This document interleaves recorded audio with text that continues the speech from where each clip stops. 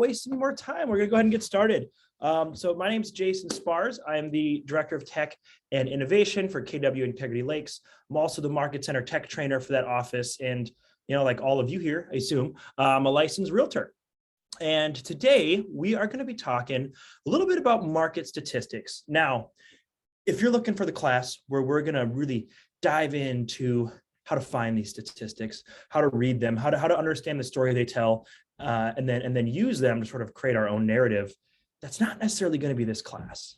So that's going to be next Thursday. Because next Thursday we have, or not next Thursday, this Thursday, in like 2 days, we have an amazing class scheduled with David Arbit, where he's going to do a deep dive into our market statistics, see where we've been, where we're going. And if you take anything from this class today, let it be this: go to Thursday's class. We have it every year. It is one of my favorite trainings we have. It is so informative, especially this time of year. It's going to really tell us sort of how to explain this market to our clients, because it's still, as much as I'm getting sick of the word unprecedented, we're still sort of there. So absolutely begging you, go to David Arbit's class on Thursday. Now, what we're going to be talking about today is how to use those statistics. Once we find them, once we know the narrative that we're trying to explain, how do we use them to our benefit? Because when it comes down to it, our clients really only want two things from us as realtors. They want you to be someone they like, and they want you to be someone they trust. And this isn't going to be a class today on how to get people to like you. If I could teach that, I'd have more friends, I'm sure. But what we're going to be talking about today is how to build trust within the people in your database by using cold, unfeeling data, these numbers, and how we can package those and get those to the people in our database so that we can solidify ourselves in their mind as their local real estate experts. So that's what we're going to be talking about today. We're going to be diving into a few pieces of marketing materials we can use these numbers for, some strategy. And before we do that, we are going to do a quick overview on where we find this data from. So before we get to the how, we're going to talk about the where. And again, this will be talked about in more detail on Thursday's class with David Arbit, but I did sort of just want to set the table before we bring out the meal. So I'm going to be sharing my screen. We're going to be spending a lot of time in the MLS and Command. If you have any questions, feel free to use the chat or just unmute yourself and speak up. Love questions, big fan, and we're gonna get going. All right, so screen share, give me a moment here. Perfect. All right, and then I have shared my whole desktop, so hopefully this works. So I'm gonna be toggling between different tabs. If it seems like it's not working, let me know. If I'm talking about something and the screen showing something different, let me know. But for now, I'm going to assume everything's going to work. So we are in the MLS right now. And where we're going to begin today is where do we find this data that we want to share with people? And there are a couple sources in here. And the first one I want to share is really overlooked.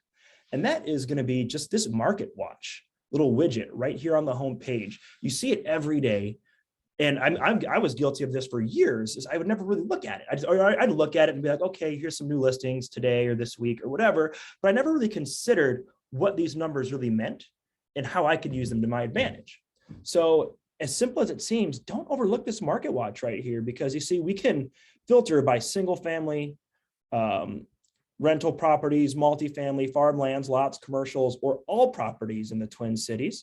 And then we can also set specific time ranges, right? The past 24 hours, just today, over the past 3 days or 7 days. And the data points we can get from here are incredibly helpful. Properties coming soon and new listings. So we can tell people what's coming this week, what's coming today, what just hit the market, how fast are things moving. Properties that have come back on the market, price decreases versus increases, pending, closed units, canceled units, and expireds. So a lot of really great data points. And as we move into these marketing materials, I'm going to be showing you a couple different pieces of marketing material that you can leverage these data points at just a quick glance, because we don't always have time to dive deep into these market analytics. Sometimes we want to just do a quick glance and see what are all the homes that went under contract this past week. Now, there is a fun feature on this Market Watch that not a lot of people are aware of. Because you see, we have all these great data points right here, and we can set different times, be it a day or a week. We can set different property types, but we can also build custom Market Watches on here as well. So if we click Customize here, this is going to look really familiar to how we build a search. in the MLS. But in essence, you can build a search right here based on, some specifics. So you have a client who wants a specific neighborhood or a specific house, or you want to see all the 3-bedroom, 2-bathroom homes coming on the market today, or, that have gone under contract this week. So this is a place where you can go and plug in this information, just like you're building an MLS search, to get market statistics for those specific property types you're looking for. So first place we want to go to find this market data is going to be our Market Watch tab right here. And the fact that we can bring this in to within a 24-hour or day-to-date period will make this probably one of the most accurate, up-to-date sources of information that we can get. If people want to know what's happening in the market right now, the Market Watch is a fantastic resource for that.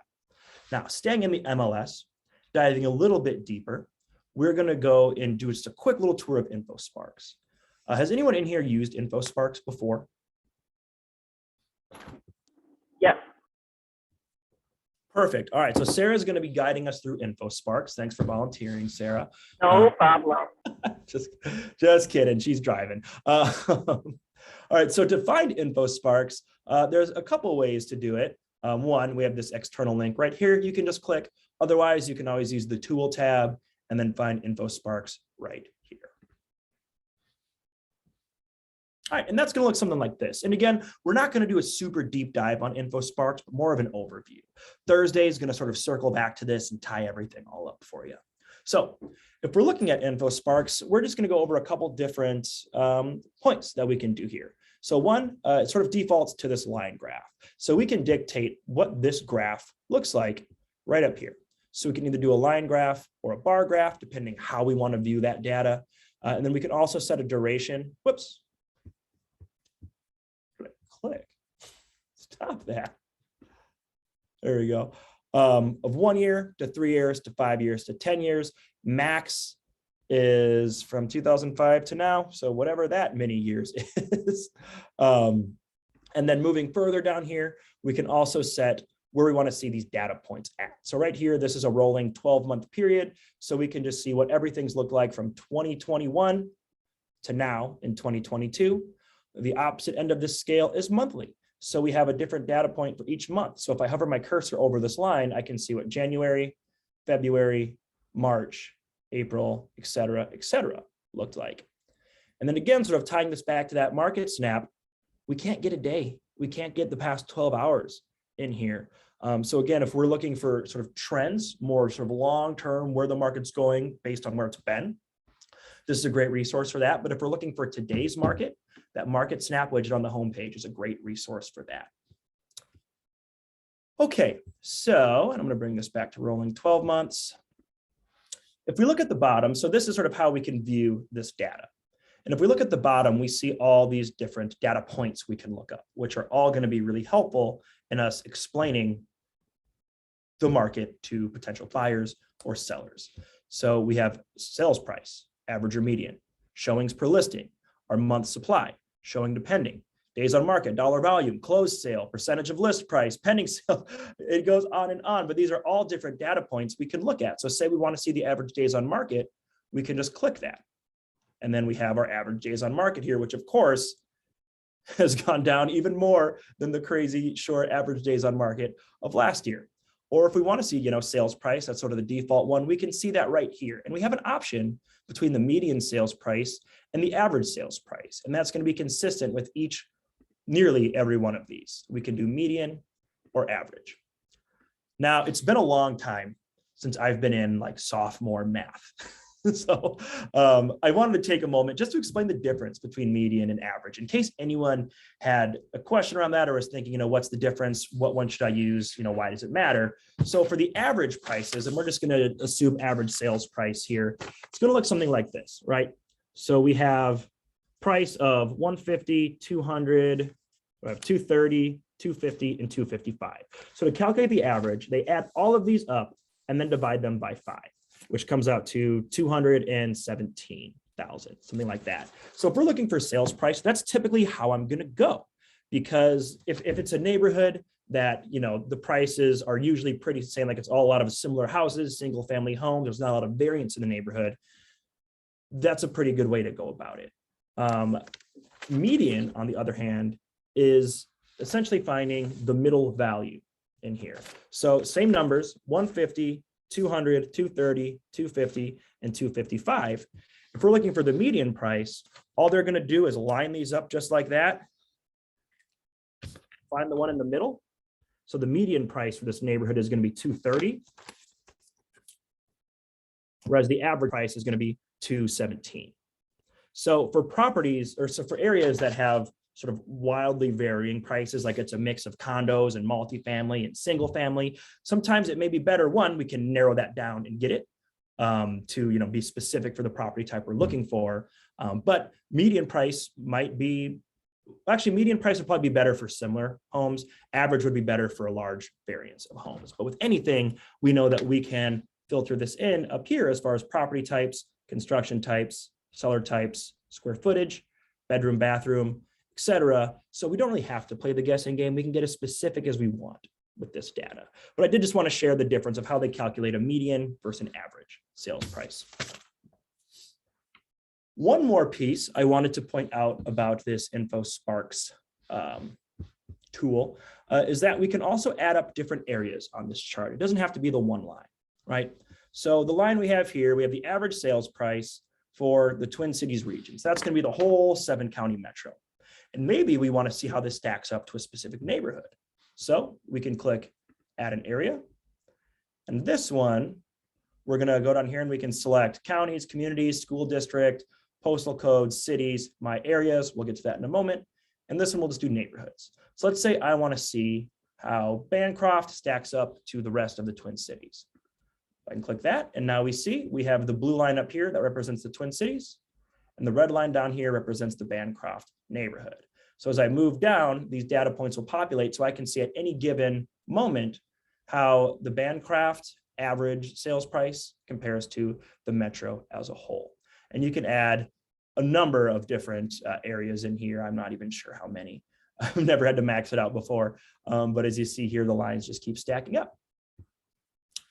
And then one more point I wanted to show about this, which is also maybe sort of a hidden feature, is say the neighborhood that you want to find out isn't on this list, because of course, not every buyer comes in and says, I want to live in Longfellow, Seward, Standish, and Bancroft. No, they'll say, I want to be west of 35W, south of 94, whatever. We draw out areas. It's not always necessarily neighborhood for neighborhood. So we can also go click on this tab right up here that says My Areas. And we can create custom areas based on where our clients are looking for. So for this example, I want to do an area around downtown Minneapolis and also this little bit of northeast that is sort of downtown vibey with a lot of condos as well. I have someone who wants to live in that area, let's say. So here I can draw a polygon just like we are doing, setting a parameter for an MLS search. And we're just going to take this all the way down here. And you come up here a little bit.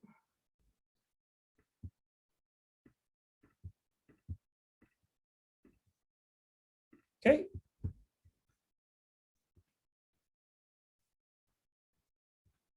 So we have this so that I can click. So this is the area I want to stack up to the Twin Cities. I can click save, and we're going to call this DT/NE downtown northeast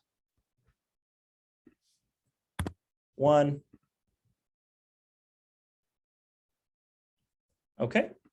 So now when I go back to InfoSparks and I want to see how that area stacks up to the Twin Cities metro as a whole, I can add an area.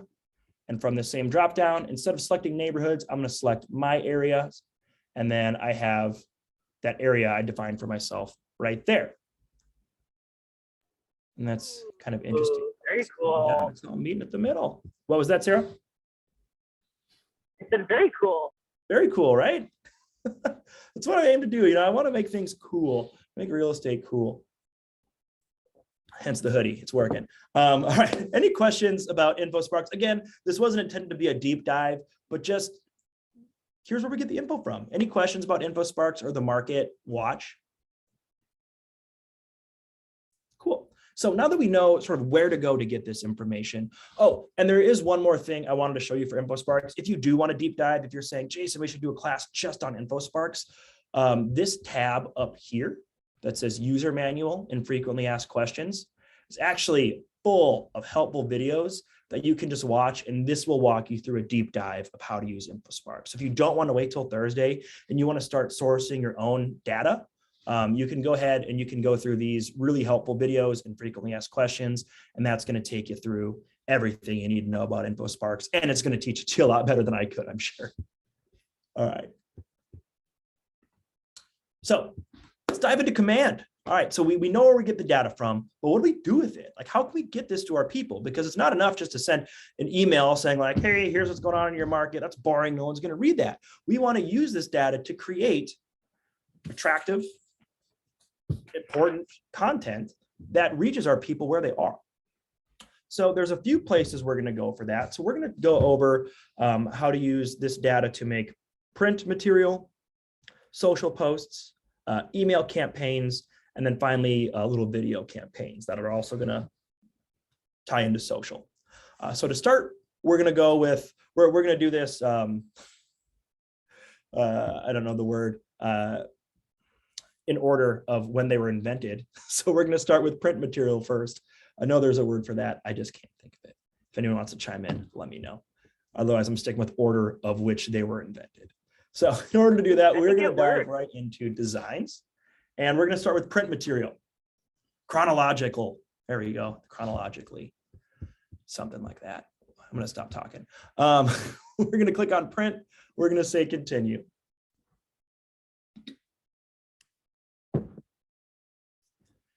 And again, I feel like I have to just clarify this every time we dive into designs. If this is their first time going into designs, I always recommend you take a quick detour to this assets tab at the top, where you can set out your custom color palettes, upload all of the images you use on a regular basis, any text you want to have easily accessible, and logos that you use on a regular basis. By uploading them here, they're going to stay with you anywhere you are in the designs applet. So you can find these really easily and just grab them and apply them to your materials instead of having to upload them every single time. Okay, so where do we go to get, what was that, Sarah? I said, thanks for the reminder. It is helpful. Yep, every time. All righty. So where do we find this material from? So we're going to do print materials. So right here, we're going to go under the listing tab. And through this demonstration, I'm going to be showing you a couple different templates and a couple different sources we can use specifically to get market data in front of people. So listings, local expert. This is going to be a great resource for market templates. So here we have a flyer, and we'll use this one here. So this would be a great piece of material. Say you're canvassing multiple neighborhoods, maybe you're doing some door knocking, or you want to, put it at a house. Like say you have an open house for one of your listings, you also have homes in 3 other neighborhoods, and you want to make sure everyone who goes through all 3 of those open houses are seeing the market data for these 3 neighborhoods that you're working in right now. This is a great tool for that. Now, obviously, it doesn't have to be that specific. Use this as you need to. But let's dive into some of this data and where we find it. So first, I'm going to switch out these logos. And again, because I have my assets loaded, it's already right here. So I can quickly pull these out. As handsome as that young man is, I'm going to get him out of here too. Boom. There we go. All right. So let's get some neighborhood stats in here. So we want to find neighborhood stats for the month of, we'll do February 2022, right? Yeah, that's the year. Okay, so first, new listings, active listings, pending sales. So for that, we can just use the Market Watch right here. So we can, oh, actually that's too far out. Nope, we have to go into InfoSparks for that. So we're going to do the whole month. So the first point was new listings. So we're going to find the new listings tab, and we're going to find the month of February.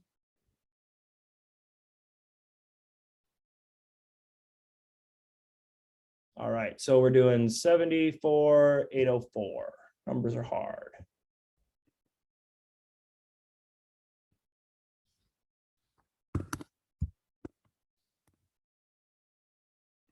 Okay, now that's a little long, so I'm going to go ahead and just extend that so we can fit everything in there. All right, active listings. Back to InfoSparks, and where we found new listings here, we can find homes for sale, and that's going to be our active listings. So here we have 6675.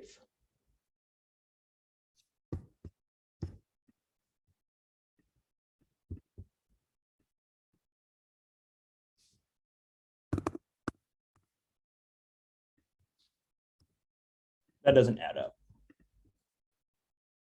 What did I do wrong there?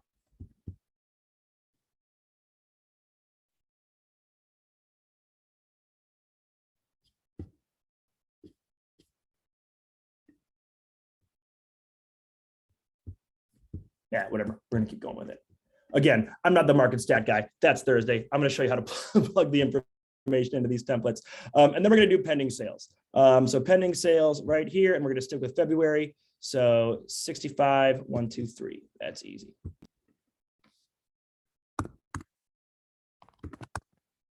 Okay, so let's find our median sales price. And again, this one, we're going to do just the sort of Twin Cities as a whole. So we're going to do our median sales price, which right here, and again, we had median. So that's going to be 340 for the month of February.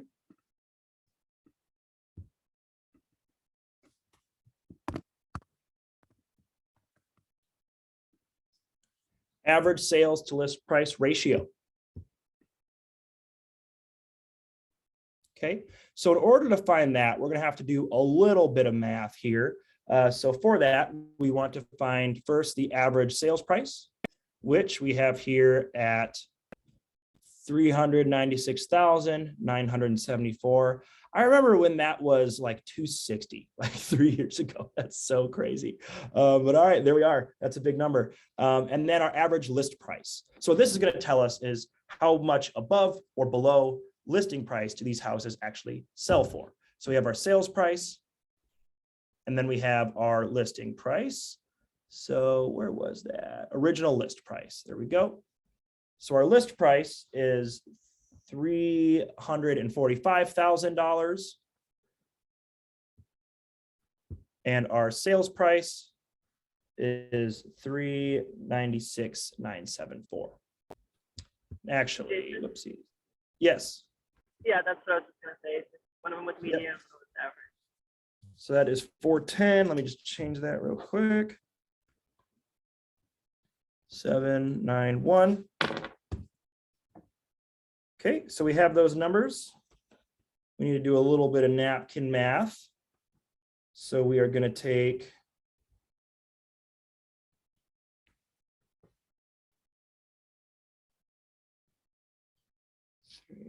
six, 174. All right, so we're going to take the list price divided by the sales price. That gives us 1.03. As a percentage, that comes out to 103%. So that is interesting because that's a little lower than I thought it would be. But on average, properties are selling at 103% above listing price. So they're still going over, but definitely thought that would have been a higher number. Okay. Average days on market. Again, we're going to just toggle through here. Where are you at? Days on market right here. Median? No. Average. Goodness, that's low. I mean, just look at where this was. 2019, 48. And we are down to 27 days on market on average in the Twin Cities. That is nuts. 27. And then months of available inventory. So we are going to go find that as well. And monthly supply is where we want to go for that. And then in February, 1.2 months. I believe a balanced market is somewhere between 5 and 6 months for reference. So that is pretty low. Feel free to correct me if I'm wrong. I may be, but I know it's somewhere in that range for a balanced market. So with 1.2 months of available inventory, we are still deeply in a seller's market. And there was one more point I wanted to mention while I'm here. So, we have these big numbers, great, super easy to click in, find, move around, so they're all good. Then we also have these little smaller letters and words that are kind of hard to click in and navigate. A really great tool in this designs to help kind of work within this smaller text. I have it highlighted. I clicked on it. It's right there. I have an icon right here that says typewriter. So by clicking on that, it's going to pull this up to the right side so I can easily change this text to sort of tell people what these numbers mean. Okay, and then over here we see on this same template, we have some different neighborhoods. So again, this is where we can really leverage this. So we can add, 3 different neighborhoods that we want to market to. So instead of Twin Cities region, we're going to do neighborhoods, and we can do Battle Creek. I think there's going to be a lot of B's in here. Bryn Mawr, we're going to do the 3 B's, and then Bryant, why not? So then from here, I can see Battle Creek is red. And actually at any given time, I can just go find February 2022. And then if I'm looking for median sales price, which was that stat available, I can just hover right here.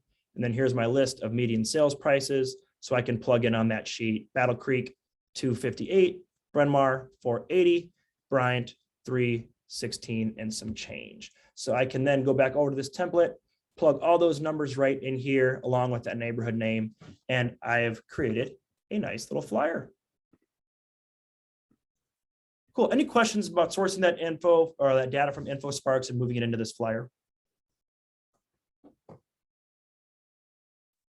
Awesome.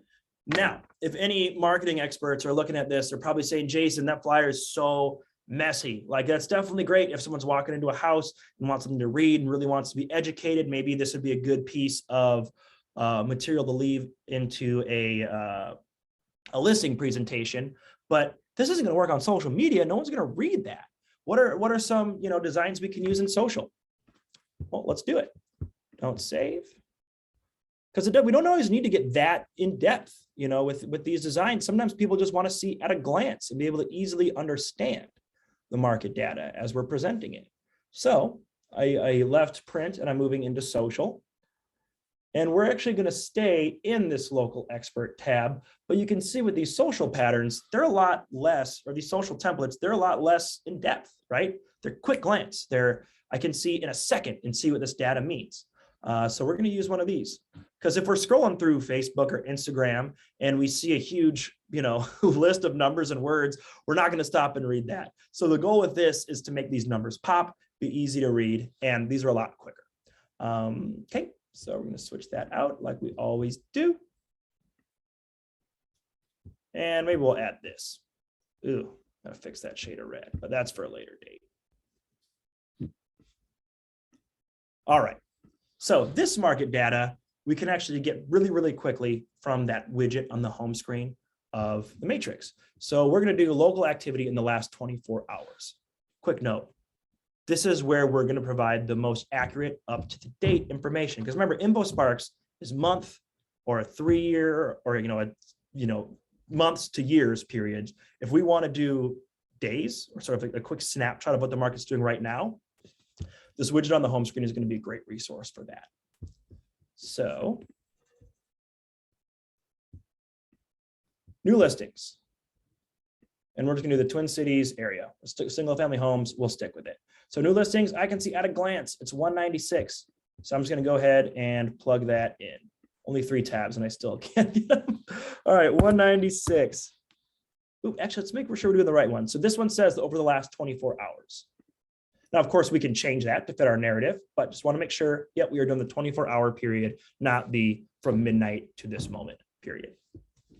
Okay, what's the next point we need? New contracts. So for new contracts, as you see, there's not going to be a list for new contracts here. So I would call that pending. All the properties that went pending in the last 24 hours.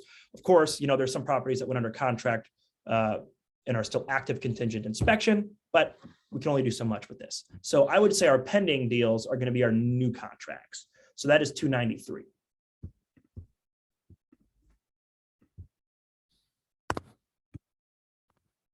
And then finally closings, that one's pretty straightforward. Closed right here, 182. Oopsies.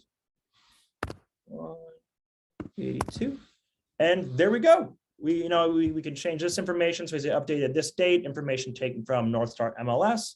And again, we can either double click that or use a typewriter tool to change that to today's date and North Star MLS, save changes. And just like that, we've made a really visually stimulating, easy to read, easy to dissect market snap on what your market is doing today. Any questions about that? Yo, that's cool. Super cool. Thought that was cool. Check this out.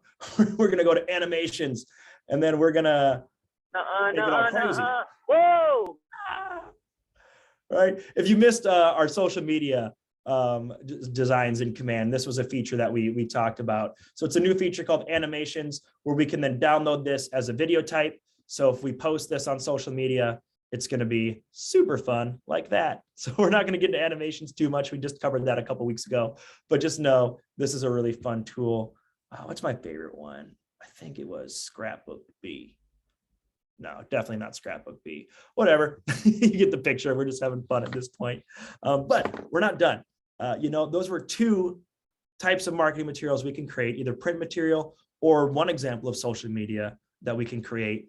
But let's say we want to do an email, right? We want to do an email campaign. We have our farm. We have the people who, we know they're our neighbors or they're in the area that we're farming, that we are establishing ourselves as a local expert for. So we have a tag in our database for those people.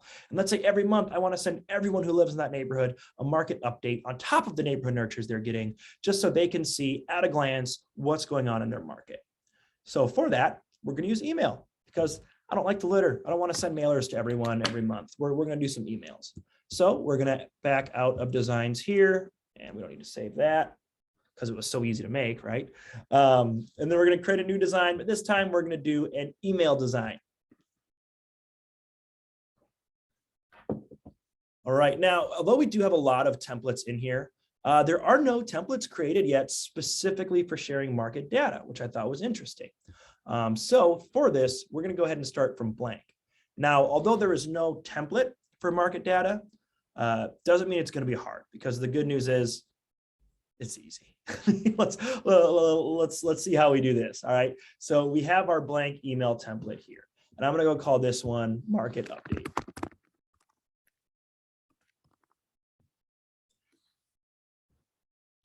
Okay. So whenever I build an email, I always start with two main steps, and I build it this way, and I'll explain why. So I always start with the header and footer because I want to have those in all my emails. And the reason I start with that is because from here on out, if I'm adding new widgets, I can just drop them to the middle of the screen instead of going down and down and down and doing everything in order. It's just easier to not have to scroll down and mess with that. So by that, I mean, I want to do a market snap, which is this widget right here. I can just drag it between my header and my footer. And there we go.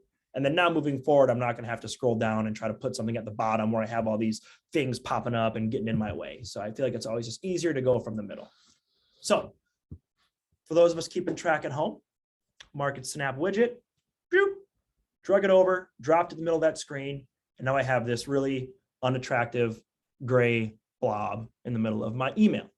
So let's fill it up with some data. So the good news here is we don't have to jump back and forth between InfoSparks or the MLS, because some of this data can source directly from the MLS. So I'm going to go ahead and click edit. Neighborhood trends, that's fine. Maybe I would change this. Let's do this. Let's say Ryan update. Ooh, that's kind of fun. Where was that? Yeah, whatever. All right, so we're going to put in the postal code. So that is 55407, neighborhood, and then it's going to look up all the neighborhoods in the Twin Cities in that postal code.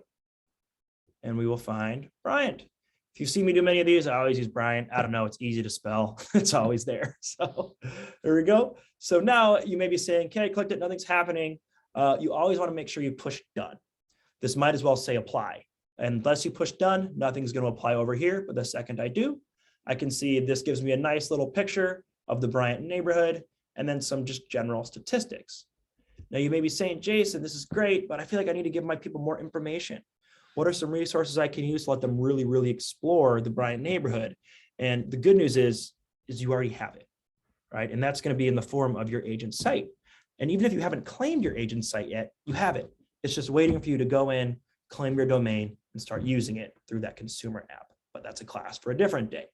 So if we have our agent site claimed, we can go ahead and just navigate to it. So in my case, that's going to be jasonspars.kw.com. If you have not had your site claimed yet, go ahead and reach out to your Market Center's tech trainer, and I'm sure they would be happy to help you set that up. So for this one, we're doing Bryant. So in the search bar, I'm just going to type in Bryant, Minneapolis. Okay, here it is. So I'm going to click on the neighborhood right here in the top right. I can also click on the name right here. Same thing.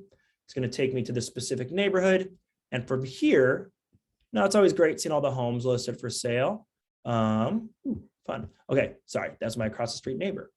They just flipped, so I'm gonna look at that later. But for here, I'm gonna go click on where it says Explore Neighborhood.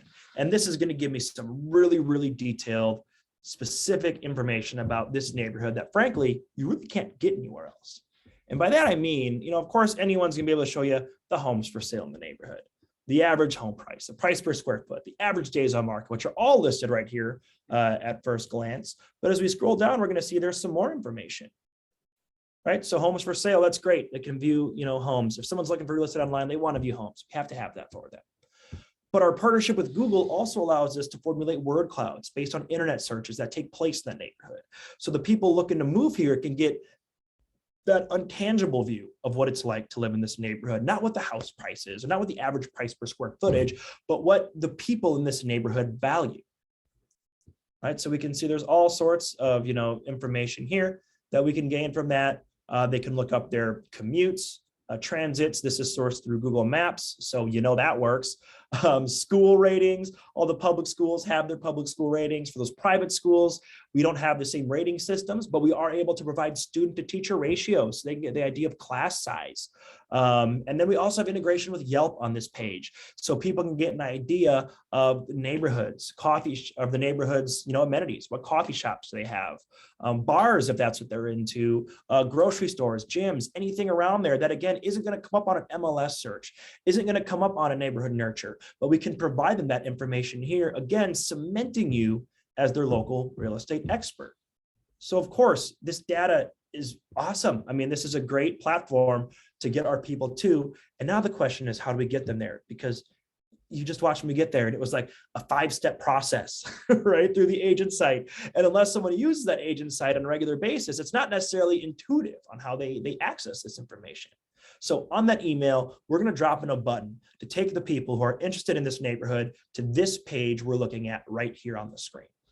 So first, I'm just going to take this URL and copy it, because that's one of my absolute favorite things about our agent sites is every time we open a new neighborhood, every time we click on a listing to view it, it populates its own web address, meaning that if I copy this and paste this, someone can click on it 5 years from now, and it's still going to pull up this exact same page for them. This is frozen, well, not even frozen in time because it's also going to update. It's going to keep updating this information. But as long as we have this URL and someone links it, it brings them right here to the most up-to-date information that we have available for the Bryant neighborhood. So copied that. We're going to go back into our template and we're going to drag this button widget over here. So this is the widget that allows us to add external links to our email templates. And again, because I'm operating from the middle out, my little email sandwich, I don't have to do any annoying scrolling. So I've dropped in this button and it's really, right, it looks really good. It says button, it's a little black square. So let's change that. Let's make it a little more attractive, shall we? So I've clicked on it. I click the edit pencil, and then just like everything else in these editors, I get to view what's happening on the left. I get to edit everything that's happening on the right. So for this button, we're going to say explore. Right. Link to. We're going to select web address, and I'm simply going to paste that address I copied right here. I pasted right here. Width. So if this is 120, I already know it's going to be too small. I don't know exactly how long I'm going to make it, but we'll just say 250. Seems like a fair guesstimate. Height, that should be fine. I think that's a fine height. Font family, we can change the font. Let's do Arial. Why not? Center, great. color. Let's have some fun with the color. Let's make it, we're gonna do some blue, right? Blue's fun. If you want to add points about me on your database, my favorite color is blue. So do with that what you will. Okay, we're not gonna spend too much time on the color. All right, and then I'm a sucker for rounded edges. And then this border radius simply says, how round do you want it? So I usually do 25. I don't know why. Well, I do know why. Favorite number, favorite color, blue, favorite number, 25. You're learning so much about me today. But we have that set in. I'm just gonna say done. And then now I have this button that says Explore Bryant. If I was actually sending this out, I would spend more time on that shade of blue. But you can see here, you can preview this email. So I can see my header and footer pop in. They have the neighborhood statistics for Bryant. They can click this button to explore the neighborhood. And then there is my legal footer at the bottom. And it goes without saying, this is just the beginning. These are all sorts of widgets we can add here. We can embed this into newsletters. We can stack as much content on here as we want. I mean, to say we're doing a block party next month in Bryant, we can add an event invitation to this as well. I mean, there's so much we can do to build these neighborhoods around these statistics. But I did just want to share a little bit of how we get that information to people. So do we have any questions about building out these emails to share this neighborhood statistics? Is this also maybe how you would share active, like if you were going to work with a listing and maybe show them active competition, is this a way that you would do that? Or is this kind of just a little bit more general for lead generating?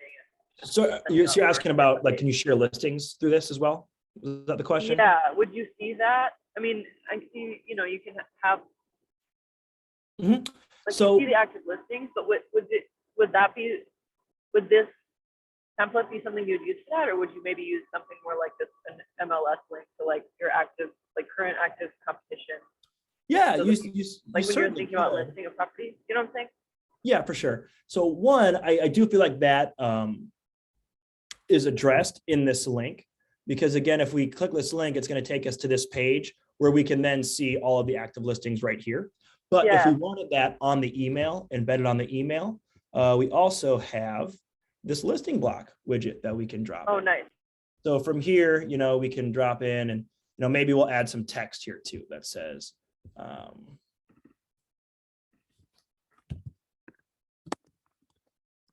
active listings. Beautiful, love it. So from here, we can then click replace on this image. We can search for the listing based on property address. I don't have any in mind, so I'm just going to pick this completely random one. We can select what photo we want. Wow, what a gem. A lot of competition for you, Sarah. Select that, and then this pulls in the information from the MLS, gives us an opportunity to change it if we want. And then again, this also has a link.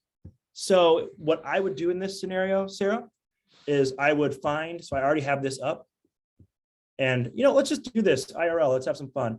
So this one, we'll do 4116 Portland Avenue. I like this one because this is the across the street neighbor for one of my duplexes. So I'm curious to see what that looks like. So we did 4116. So we're going to go ahead and change this. And we're going to do 4116 Portland Avenue. There it is. So we're going to select the photo. And again, we will do just a cover photo. Perfect. That number looks great. Link to. So just like how we generated this page here, I can click in here. Oops. And this is going to create me its own individual web address. So I can copy this, go back to my email template, link to web address, go ahead and paste that. Done. So now I can add, a big list of all the homes for sale in this neighborhood if I wanted to. And when they click on this right here, it's going to take them to this page where they can then view photo gallery, market, all the MLS details, and they can reach out to me directly to ask questions or set up a tour for the property. Does that answer your question, Sarah? That's really a lot of things. That's great. That's why we record these.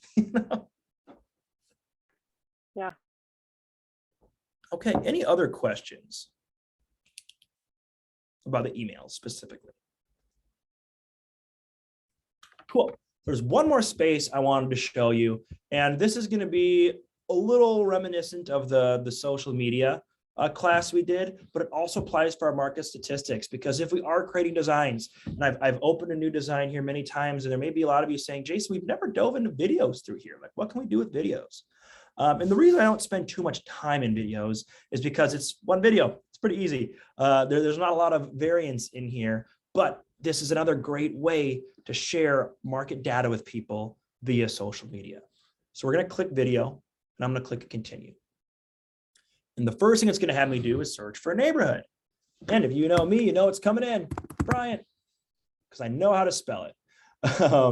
So Bryant, and then we search the list, because again, this isn't specific to our area. This is nationwide. So we need to find Bryant, Minneapolis right here.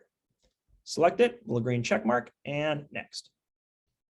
So from here, this is going to pull in just some general market data. Now, this may be a point where we say we know where to get this data from, and this is dated. You know, I have what prices look like today, and I want to put that in right here, or at least this most recent month. So we're going to dive back to InfoSparks, and we're going to look at just the Bryant neighborhood. So we're going to get all these out of here, and we're going to make sure this data is correct. Close all this stuff, it's confusing me. So average home price. We have sourced from the KWLS that it's that number, 360,000 less a couple. But if we're looking at February, it says it's actually, we'll do average, 316.19. So we're going to change that.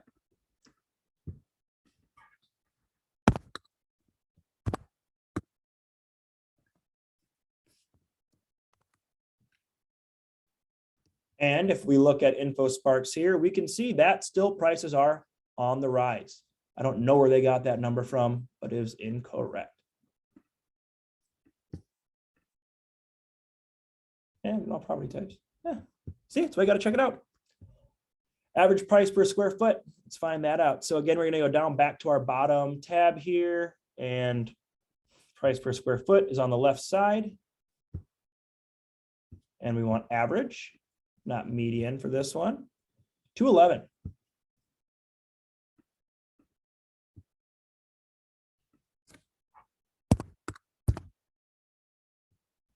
And that is on the, it's a slight decline by $1. I'm not going to count that. I'm going to go with the general trend from this time last year. And I'm going to say that's still on the rise, because I don't think $1 difference constitutes a decline. So I'd say either on the rise or holding steady. But here's the fun thing about data. And here's what David Arbit's going to get into a little bit on Thursday.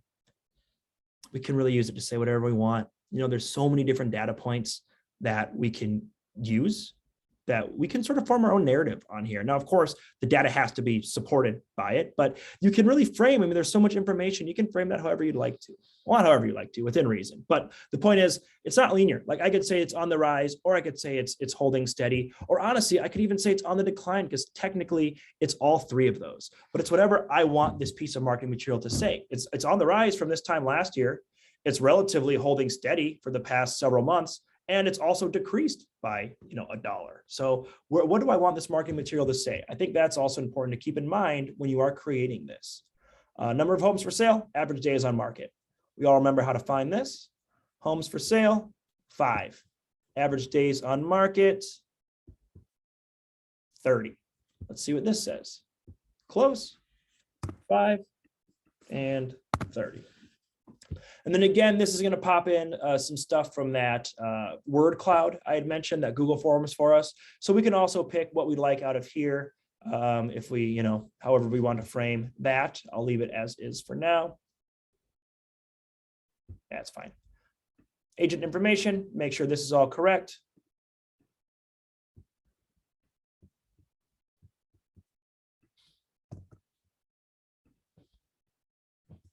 I don't want that one there. I guess I have to use the country code. Fun. And then market information. So I need to swap out my logo, but I'm not going to do that because you don't need to see me try to find my logo. So we're just going to keep this as is for now. It'll just look kind of funky, but you'd want to swap that out with a smaller one. So I clicked next, and it's going to take about 10 seconds to form this video. And I'm going to reshare just to make sure I have sound available. All right, so our video is done. So I can click play here, and we can see this little video this is going to create around those neighborhood statistics that we pulled from InfoSparks.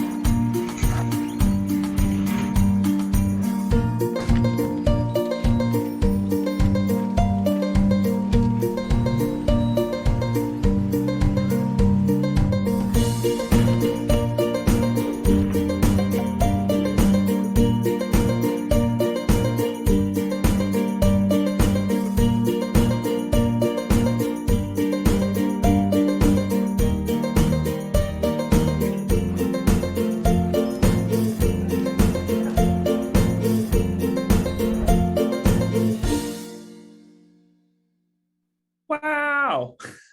So if I click and save, there's my video. Sorry, what was that, Sarah? Wow. All right, wasn't it beautiful? And then from here, I can go over to campaigns, create a campaign, create a social post, and I can browse my designs library. Oh, it'd actually be video library. Video, neighborhood video, browse designs library. And there's that video I just made. Wow, I'm consistent. A lot of Brian's. Field also. You notice a trend. I use the neighborhoods that are easy to spell. And there we go. So I can post it just like that. All right, friends. So we went over a lot today. I get it. And that's why we record these, so you can watch these. But the goal, neighborhood experts, right? And you don't necessarily have to be a neighborhood expert about everything, because all you need to do is know where to get the information. And once we know where to get the information, we need to know how to get it to the people where they're at.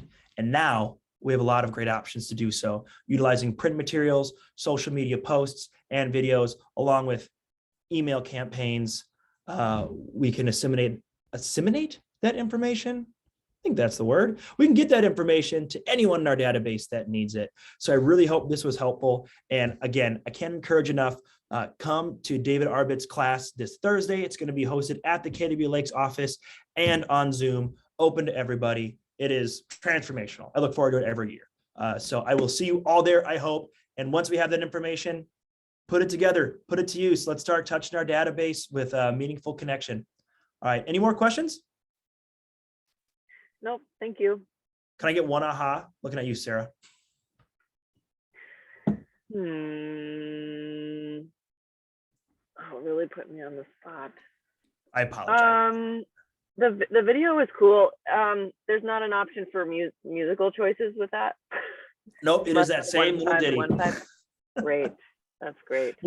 Maybe they'll change it, because it's been like that for about 4 years. The email template, being able to drag and drop into the email templates, that's pretty cool. You can make your own email templates. That's cool. It's just helpful to see, to go over them. So thank you for doing that. Absolutely. And sorry for calling you out. That's what you get for participating. Anyone else have any ahas to share? What was that, Sarah? I know it. All right, cool. Well, we are going to cut out about 5 minutes early. Use that time to play in command, explore, try out some of this stuff. And these videos will be available. Just ask your Director of Agent Services to get you a copy in the next couple of days, and they will be able to do so. All right, thank you so much for stopping in, and I'll see you all in a week or so, next Tuesday. Oh, Thursday. See you in a couple of days.